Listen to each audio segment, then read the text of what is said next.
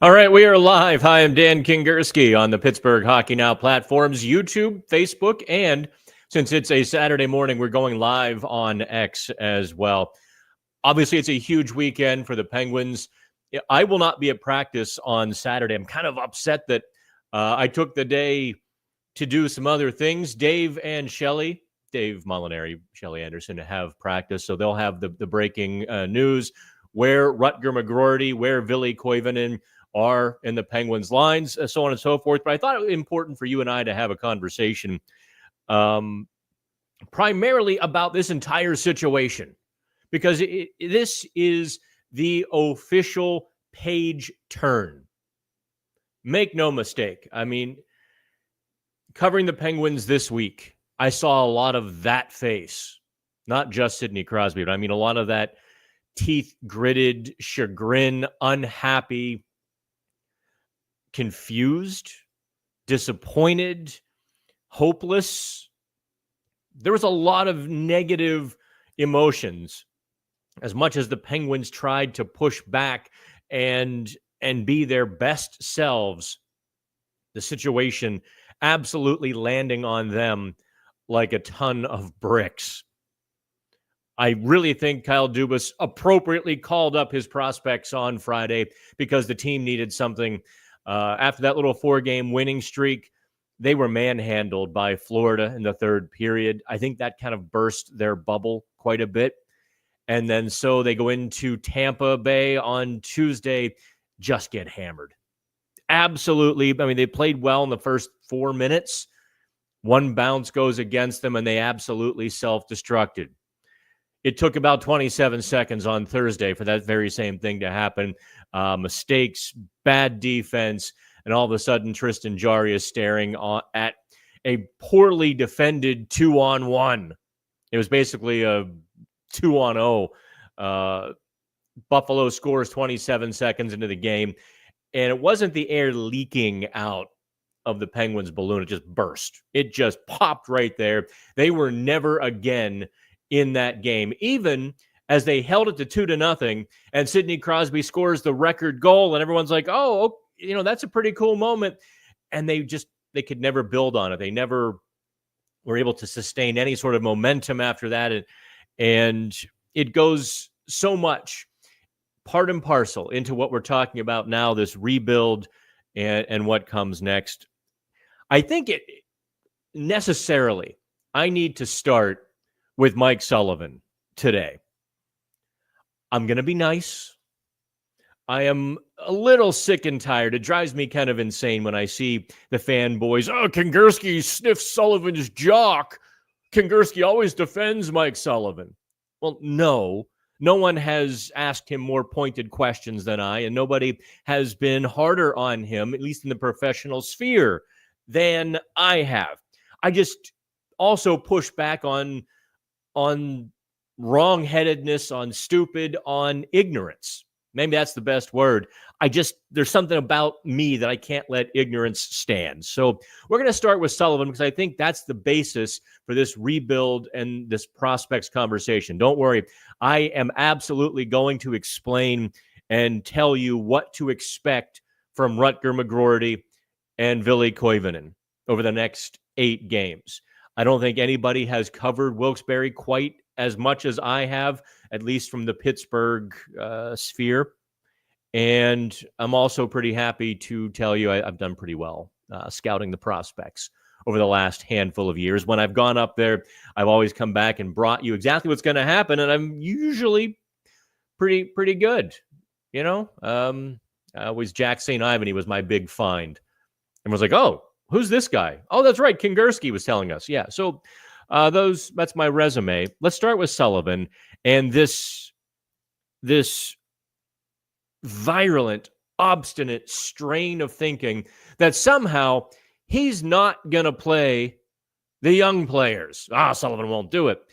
And God, Lord help me, I'd have no idea how. Emil Bemstrom has become the latest poster boy for this, Sullivan hates young players nonsense.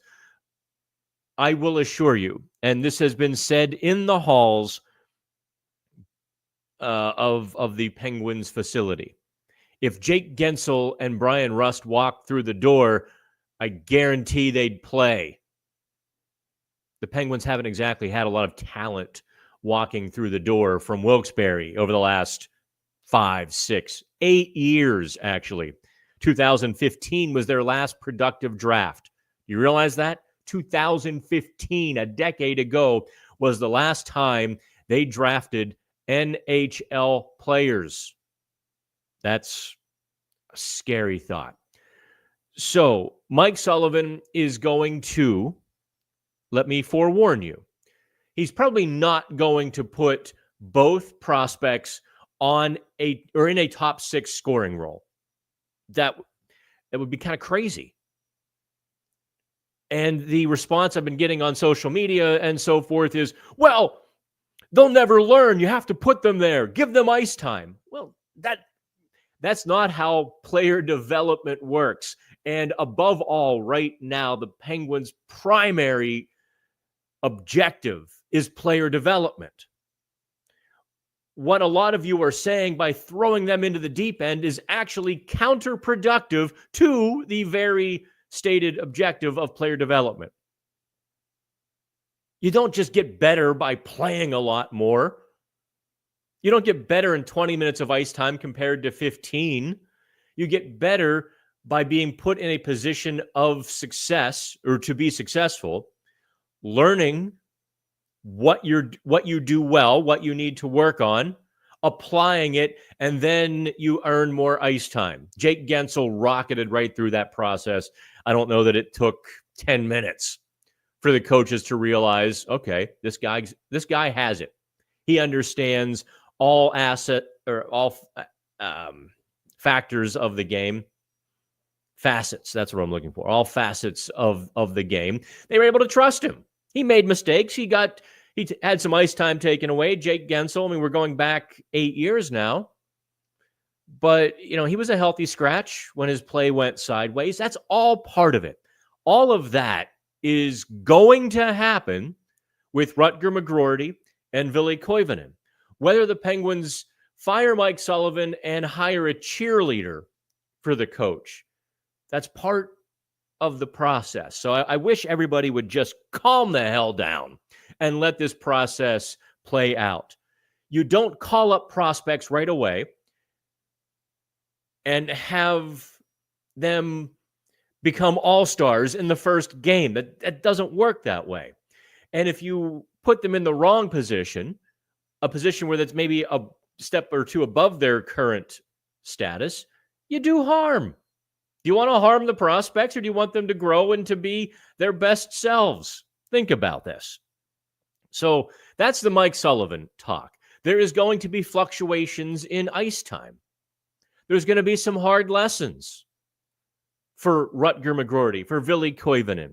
When Owen Pickering gets here, Tristan Brose, Harrison Brunick, there's going to be hard conversations with those guys. Hey, you're not playing well. You need to get back to these basics. You need to do these things well. There's going to be some ice time reductions. And there's also going to be ice time elevations when they're playing really well and they're out of their skates. You might see one of them play with Sidney Crosby for a minute or a few shifts, or play with Evgeny Malkin. So that I needed to get established first and foremost. I assure you, Mike Sullivan is on the same page with Kyle Dubas. I know this to be fact, that he is prepared for the young players. He is adjusting his message, his scope for them, all the things you want from a coach in this situation. Get it through your heads, some of you. Just independent of the conversation, if Mike Sullivan is the right coach, he's going to be doing the right things here very soon. I see some comments coming in. We're doing the impromptu live chat. Can I tell you this? Why we're doing an impromptu live here Saturday morning at 10:30? It's actually my birthday. It's not a milestone birthday. But this is my treat to myself. Some people go out for, a little brunch and they have a little champagne. I'm doing this with you. This is what I find far more interesting and fun about my life. This afternoon, I'm going golfing. I'm actually going to a course I golfed 32 years ago and haven't been back since. And I've always wanted to go back. So I'm making a bit of a drive to the hinterlands to go to a golf course I haven't been to in 32 years.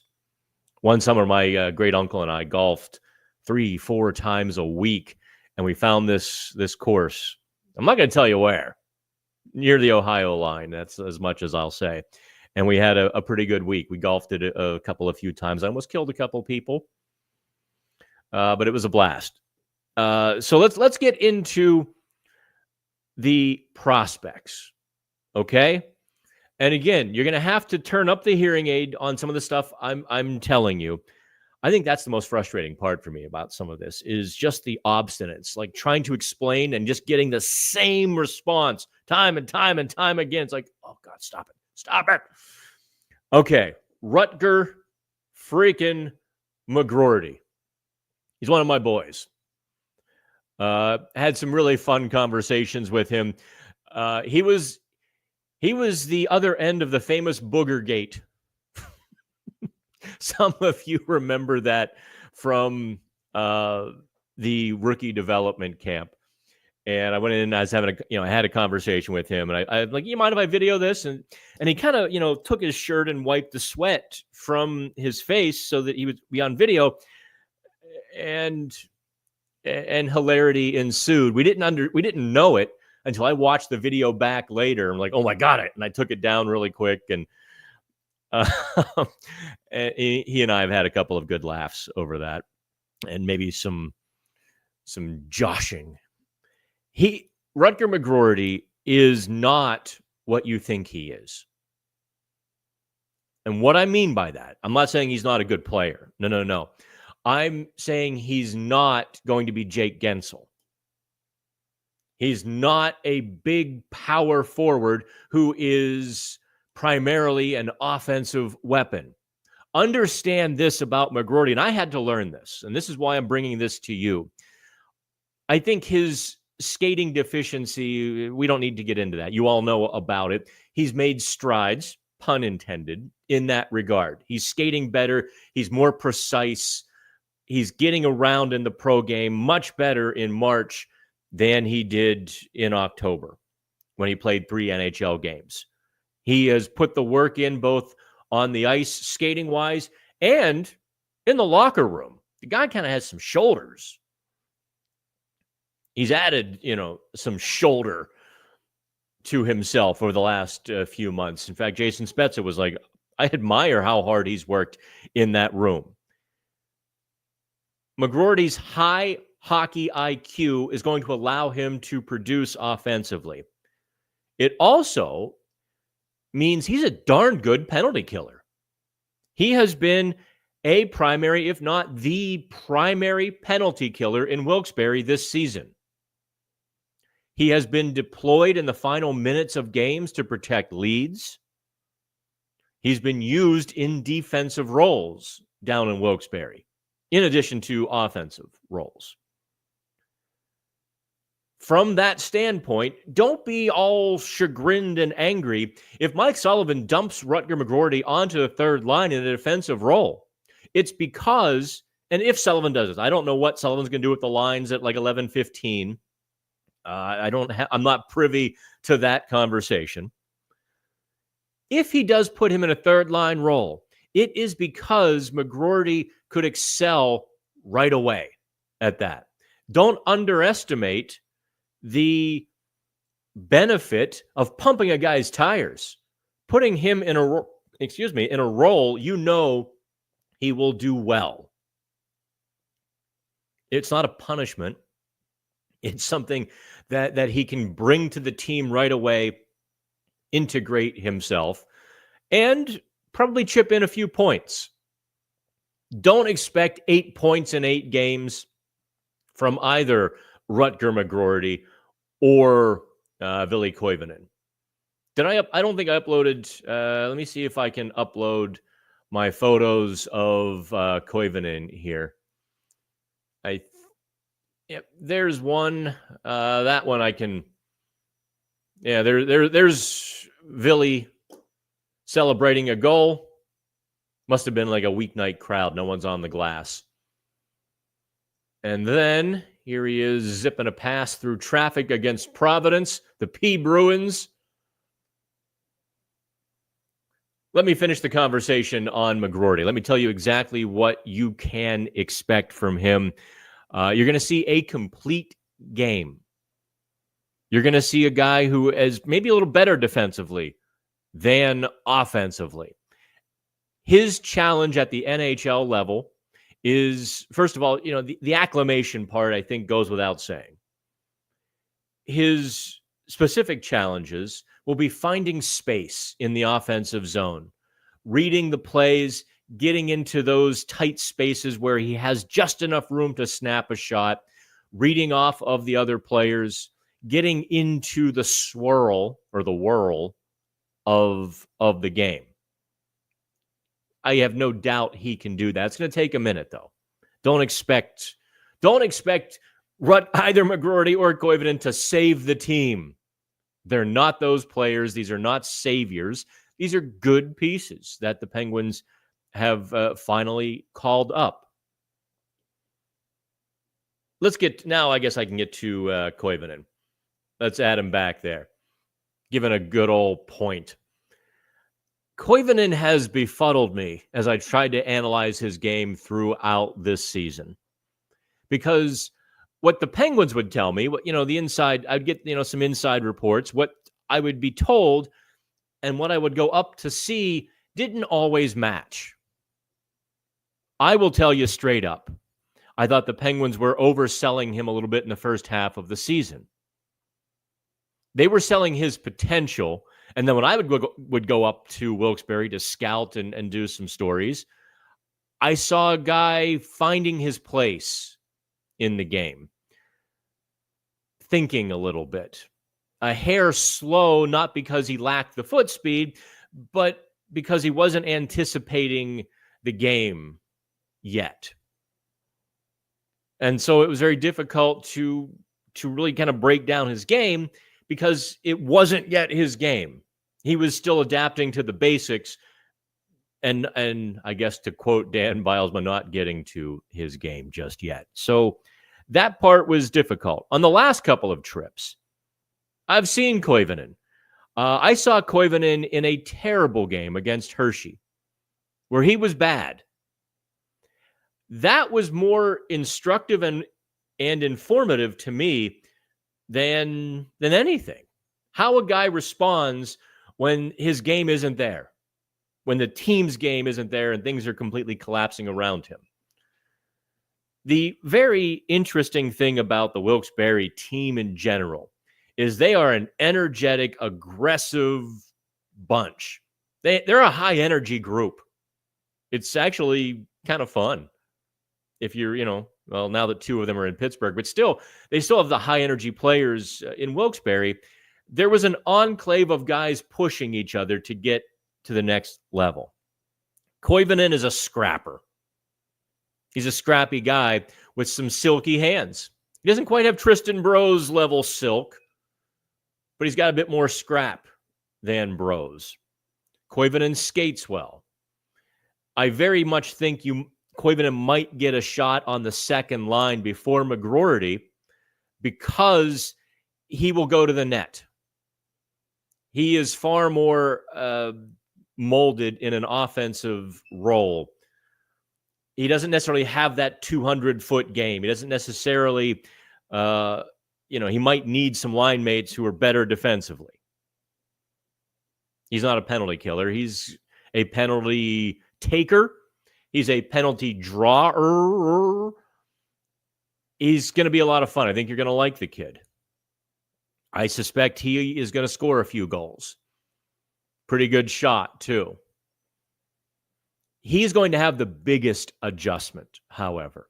His adjustment is going to be difficult.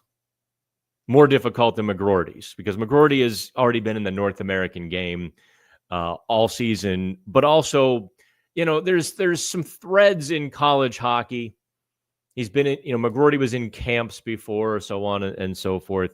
Whereas Koivunen, this is his first year in North America. So his learning curve is going to be steeper.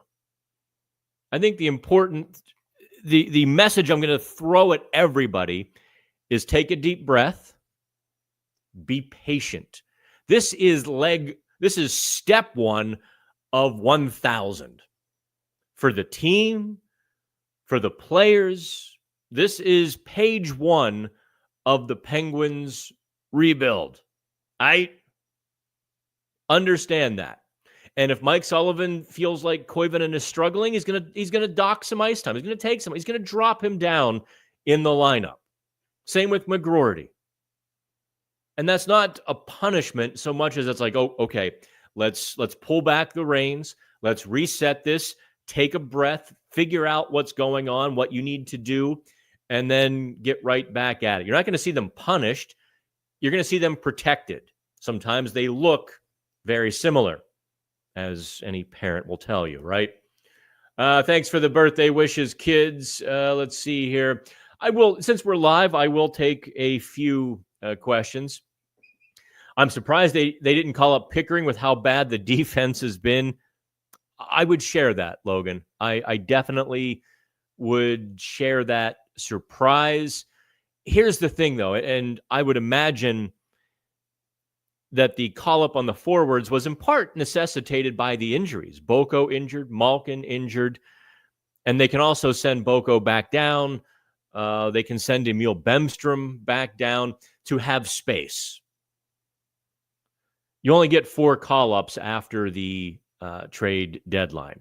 And the Penguins would not be able to call up Pickering on an emergency basis because they're flush with defensemen. Perhaps in a few games, you'll see Pickering called up. I was a little bit surprised, too. We're not talking about Malkin, Nick. Come on. And what do you want? You're going to hold Malkin accountable for what? Like you all get your goats and you hold on. Good Lord, the team has been awful.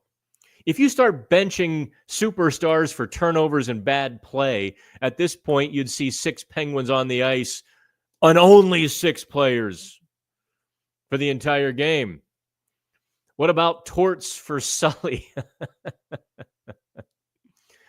Oh, Christopher says, fans keep assuring me Rutger is a superstar, Kevin Stevens 2.0. No, he's not. This is not a knock on Rutger McGroarty. He's not a 40-goal scorer. He's not that high-flying winger. He's not Jake Gensel.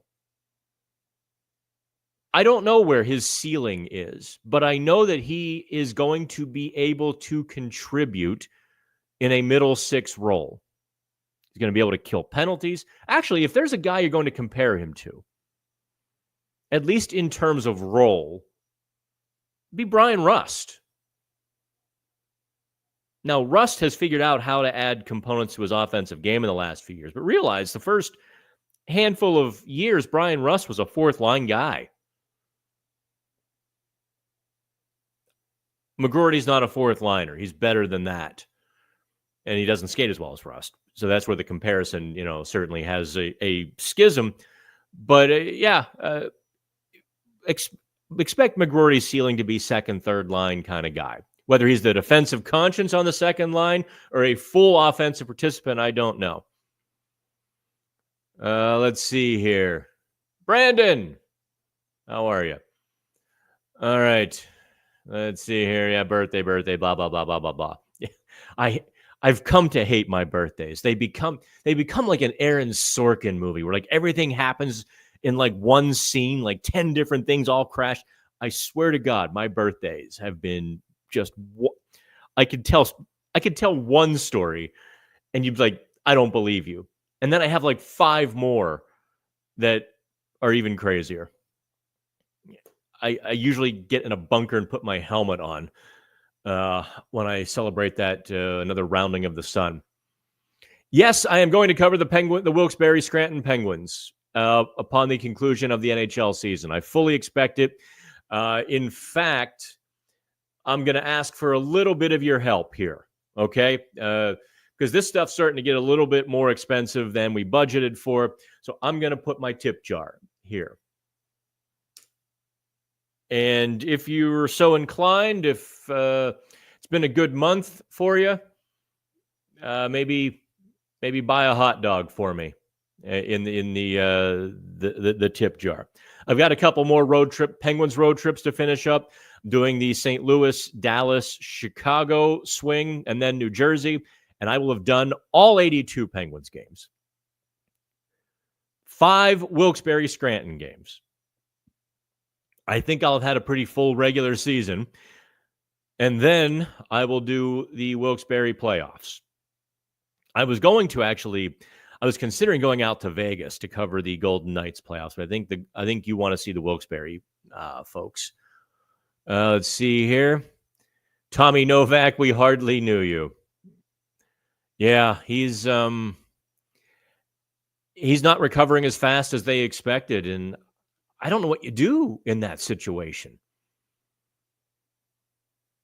Thanks, guys. Let's see here. Any thoughts on Torts getting canned? Sullivan is not going to Philadelphia to coach. I don't know where that's coming from. Do I see Sullivan being fired? No, I just don't.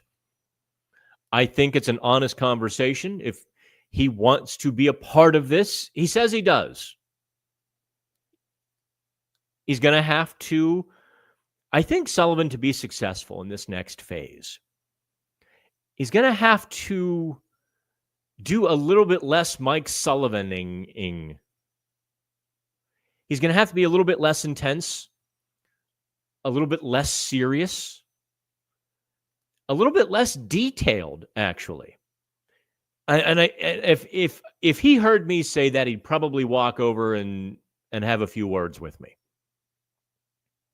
But I'm just telling you, he's going to have to dial everything down a couple of notches to be successful, to get from the era he's in, to be successful in the next era, and to bring them about into the following era, which is success. That's the hope, anyway. He's going to get a chance anyway. So that's as much as I will tell you. Brandon says Tanner Howe had himself a game yesterday. As much as I selfishly want him to join Wilkes-Barre's run, he looks built for playoff hockey. Yeah, he's a scrapper. That's why he was on Team Canada ahead of much more talented players like Tija Ginla and so on and so forth. It's because he's a net front scrappy guy. And Team Canada wanted a couple of those guys. I'm not sure what question I skipped over, but here. Brandon wanted me to get to this question. Would I say Rutger has an Anders Lee type vibe to his potential ceiling? Boy, I don't see Anders Lee either. Who do I see? That's a really good question. It's not something I've pondered, as you can probably tell by my dumbfoundedness. I don't know who I would compare Rutger McGroarty to. Let me think about that because he's going to be strong. He's not a great skater. He's going to be very good defensively with a bit of offense. But he's not wild like Matthew Tkachuk. He's not going to have that wild streak like the Tkachuk, Matthew Brady, take your pick.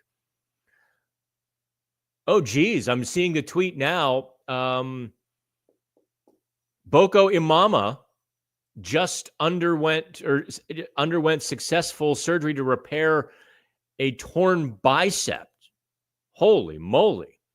Let me double check here. Let me see if I can bring that up.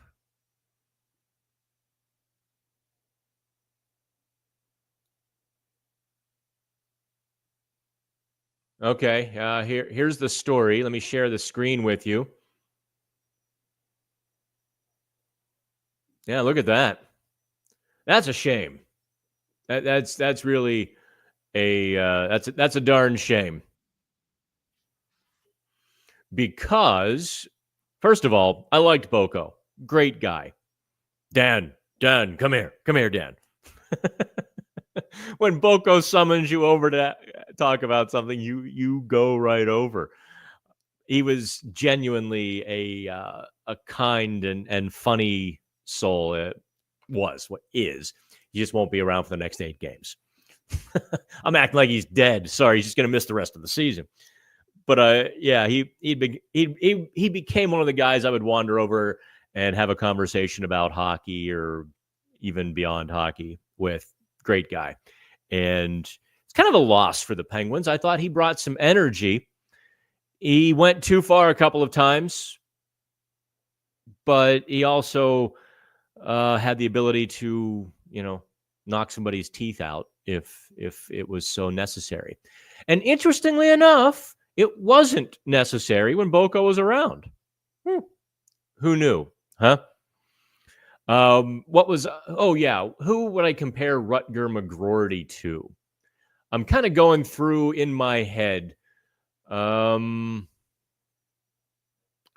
not drawing any immediate comparisons here. Dustin Brown might be a great hope, right? A guy who can score 20, get in the battles, but also be a core figure of the team. Let's see, who else might I'm not going to bore you with me pondering and meandering and hemming and hawing about that. Maybe Anders Lee isn't a bad comparison. I feel like Lee is bigger than McGroarty, and Lee being a center and all. So that's kind of my main reason I'm not going there. Certainly can't describe McGroarty in any recent former Penguins. That's for darned sure. Okay, let me see if there's any questions here.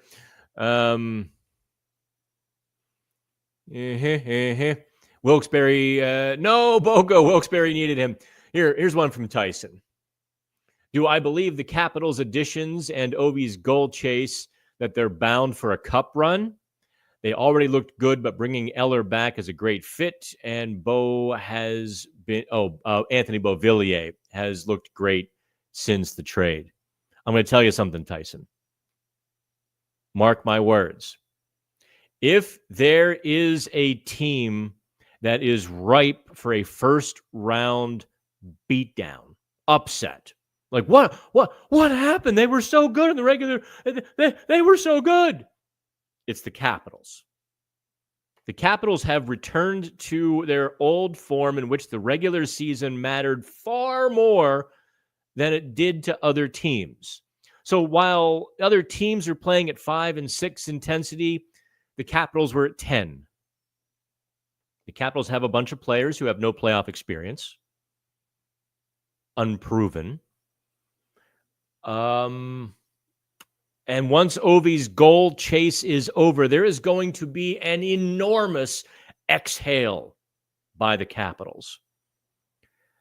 The Montreal Canadiens, if it is the Canadiens who get into the playoffs, are going to give them a scare and a half in the first round. I promise you that. And yes, for all the reasons I just gave about the Capitals, the Canadiens fit into all of those same things. No playoff experience. Taking the regular season way more seriously because they have to, because they're fighting in the playoffs. But the difference between Montreal and Washington, despite the fact that both have some young players, Montreal has just this fizzy energy about them. They are a bunch of really young players who are too stupid to know they are not supposed to be at this position this quickly. They should have been a year or 2 years away from where they are right now. And they're just having a time. They're having a ball in Montreal. So from that standpoint, I don't think Montreal is really constructed to win in the playoffs just yet. Goulet and Wi-Fi and Slavkovsky. I mean, these are some big guys, but I don't think they're rugged in Montreal just yet. Although they do have Brendan Gallagher, I suppose, and Josh Anderson, I suppose. I think Montreal, and I think if the Rangers sneak in as that 8th seed, I think the Rangers will knock them right out of the playoffs. 5 games. Slice and dice and gone. It slices, it dices. We're going to Spatula City. Actually, that's to celebrate my day of doom today. Last night, I watched one of my favorite movies, and that is UHF. I fell asleep in the middle. It was like 2:30 in the morning. But still, I watched UHF. Let me answer Shelly here real quick, and I'll get to a couple of more of your questions. Let's see here. Yeah, Shelly wanted to know if she should write the Boko story quick because, she's covering practice. And I'm like, yep. Okay. I assume you're Brian, 2015. Look into my crystal ball. What is the Penguins' goaltending tandem to start next season? Oh, man. Brian. I've got a crystal ball. It doesn't see through that much cloudiness and BS. Oh, man. I have no idea. I would love to tell you. I thought Tristan Jarry was reclaiming. In fact, I still have that feature story. I'm massaging. I'm rewriting it because Tristan and I had a real good conversation on. Let's see here. They played Tampa Thursday. Wait, no, they played Tampa Thursday. No, on Tuesday. They played Tampa on Tuesday. So on Wednesday, the Penguins arranged for me to have this extended conversation with Tristan, just he and I. And I told them flat out, listen, I'm going to go into some sensitive areas. Be forewarned. I didn't tell them what areas. I mean, they're not stupid. They knew. But they set it up, I guess, Tristan wanting to talk about those things. And I got some great information. We talked about a few things. One of the real challenges of him being waived was going down to Wilkes-Barre, obviously. His wife is pregnant.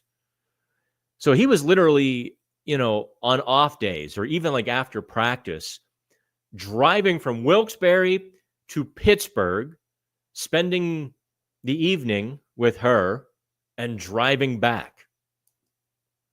It was, on an off day, he would make the drive, spend the day, and then drive back. That can't be easy on somebody, but that's just one of the nuggets that he and I talked about. And then, he gets pulled in Buffalo again, and now I kind of have to revamp the story. So I don't know. Let me turn my phone off. Everybody wants to sell me something today. Oh, look what I got here. A free hydro massage session from a doctor that I used to visit for something entirely unrelated. Just a couple visits to get something, What the heck's a hydro massage therapy? Sounds like a shower to me. I've got one of those. I digress. If I have to guess, I don't think, let's see here, Brian. If I have to guess, I don't think the decision has yet been made on Tristan Jarry's future. I think he was moving the needle in the right way, gets yanked a couple of times. And by the way, he didn't get yanked because he was bad. He got yanked because he and the team were awful. Not bad, brutal, awful, unprofessional efforts against Tampa and Buffalo. Unprofessional. They crumbled. And by the way, do me a favor, read this. This story was going to be a heavy gut punch. Here's the story. And I had to rewrite this morning too. Because I asked Mike Sullivan, is the team lacking motivation? We did this on the post-game show Thursday night too. And he gave me a much better answer than I expected. He says it's not motivation, it's confidence.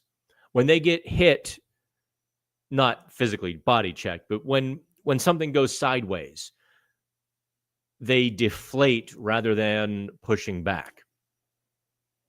Oh, it didn't work. Hang on, let's try this again.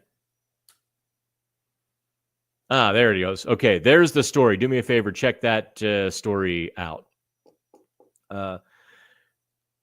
So Jarry is a part of that. I think he's going to get several more starts down the stretch here. Maybe he goes right back in the net as a number one starter, and this truly is an audition, which he and I talked about. He knows it. He's not stupid. He knows every game at this point is a complete audition, and he's fighting for his Penguins' future. Let's take two paths here to finish your question. If he plays well enough over, let's say, 5 games here, he starts 5 of the next 8 games, and he plays well enough, I think next year's tandem is going to be Jarry and Nedeljkovic, with Blomqvist being given an opportunity to unseat one of them. You might have a 3-headed competition where literally Dubas just throws all 3 into the ring, says, all right, you've got training camp and preseason to prove yourself. Go. And makes a hard decision at the end of training camp. Either, whether that's trading Nedeljkovic, sending Jarry back to Wilkes-Barre. I could see that unfolding because of the uncertainty surrounding Joel Blomqvist.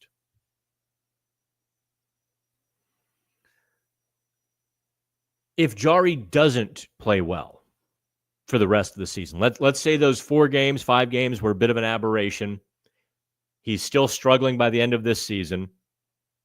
A buyout is a real possibility, at which point you've got Nedeljkovic, probably a free agent that they sign. Look, the goaltending free agent class is garbage. Hot garbage. There's going to be nobody on the scrap heap that you want. You're going to have to try to make something work. I'm warning you now. So when I start writing these articles, here's some goalies to sign or to watch, and you're like, I don't want any of them. I'm going to say, I agree. The Penguins probably agree. What you want and what you can get are 2 very different things. It's like being out in the middle of nowhere and the only thing to eat is McDonald's. Sometimes you suck it up and you although I know some of you love McDonald's. I'm just using them as an example now that I've cost myself a sponsor. A buyout for Jarry is a real possibility if he doesn't come through. And then you've got Nedeljkovic, a free agent, as well as maybe a battle in training camp, rookie tournament between Blomqvist and Murashov. I don't think they're going to put Philip Larson in that mix. I think Philip is a good AHL goalie. I don't project him in the NHL, at least from what I've seen thus far. So there you go. That's how I would answer that question. The Penguins are now practicing, so I'm going to check in on that. I think you should as well. Check out Pittsburgh Hockey Now. Enjoy the unfolding drama. All right, kids. Check out that tip jar in the comments as well. You can buy me a Sheetz hot dog or 2 even. I have the Sheetz card now, so I get 2 for $1. And I will be in Wilkes-Barre, so I'll see you there in a couple of weeks. But in the meantime, we're going to finish out the Penguin season. Have fun.